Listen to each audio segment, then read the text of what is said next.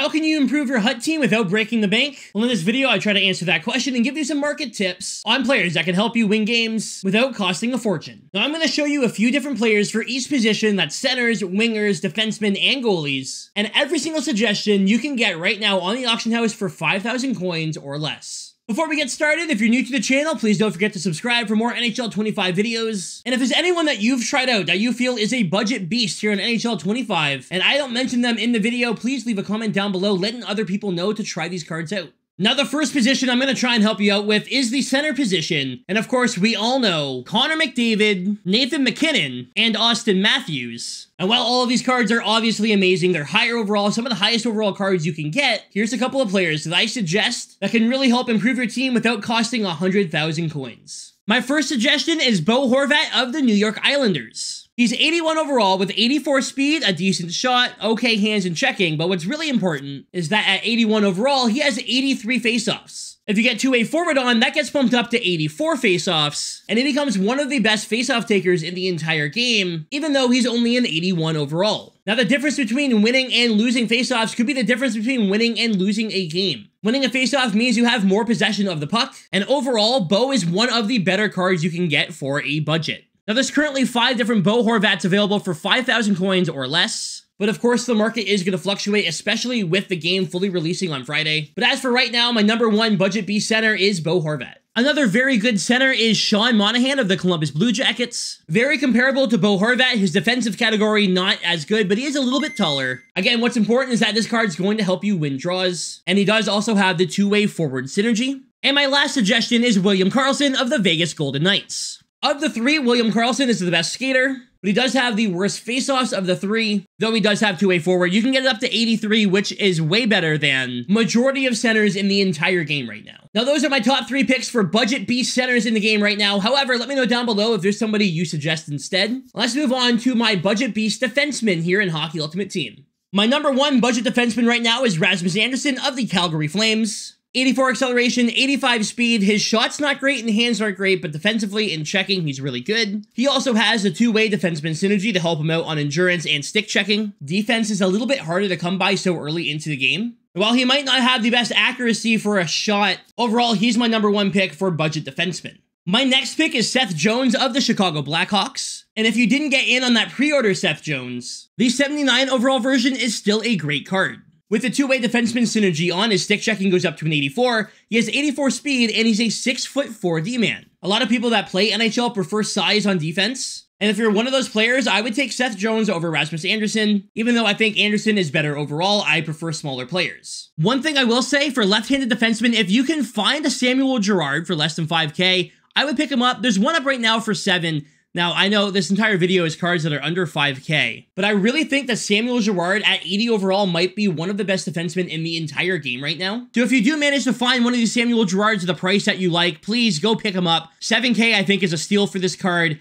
88 acceleration, 86 speed, 84 hands, and 84 stick checking. For an offensive defenseman, that is great. Now, one thing you might not know is that a lot of junior cards got a bump this year, including Sam Dickinson. Sam Dickinson is a 6'3" left-handed defenseman with 84 speed, 84 stick checking, and really good shot power. There's also Carter Yakimchuk, Etienne Moret, and Spencer Gill, who are all decently sized with good skating that you could try out. One more card I'm going to suggest is Jay Bouwmeester out of the Alumni. Now, you can get them fairly cheap right now. Don't sleep on these Alumni cards. Some of them have amazing stats, even though they're low overall. Jay Bouwmeester is a 6'4" defensive defenseman with 86 speed, 84 acceleration. If you get that defensive defenseman synergy active, he has 81 stick checking, 79 body checking. But Jay Bouwmeester, for the better part of a decade, I've always felt has played better than his stats indicate. This is a big card with 90 endurance with that synergy active. I can't see how you could go wrong with picking up this card.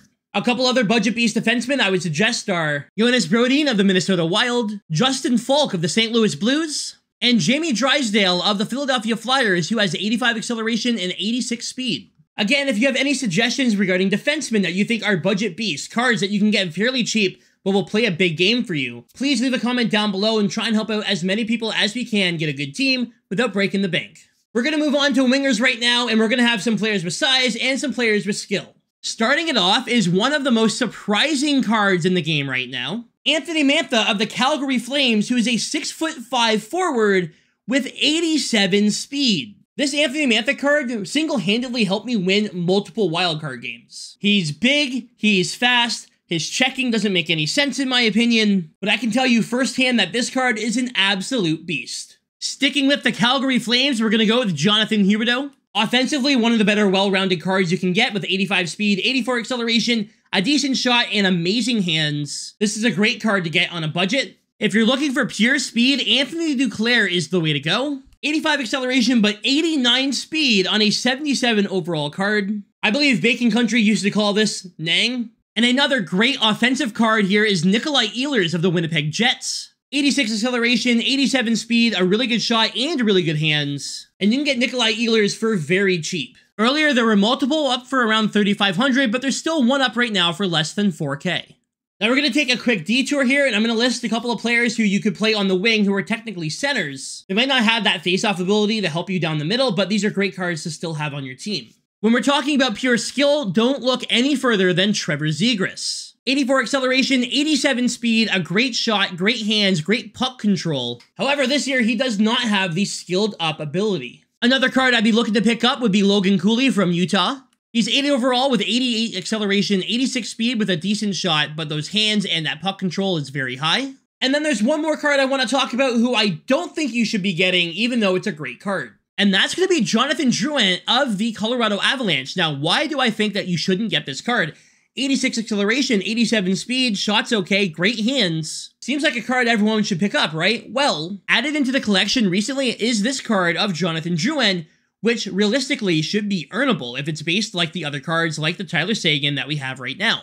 Don't spend coins on a base card when you can earn one of the 80 overall cards possibly on Friday. And while that's not guaranteed, I don't see another reason for this card to exist. 86 excel, 87 speed, but an improvement on the shot and the hands and everything else. You might as well earn it and save yourself the coins. Just like I mentioned about the defenseman with the junior cards, here's Braden Yager. He's a forward, 86 speed and acceleration with a good shot and good hands. You can also pick up Easton Cowman. Look at that, 90 slap shot power and 89 wrist shot power. Take a look at Marcel Dion, one of the alumni cards. He's got some great skating, hands, and shot.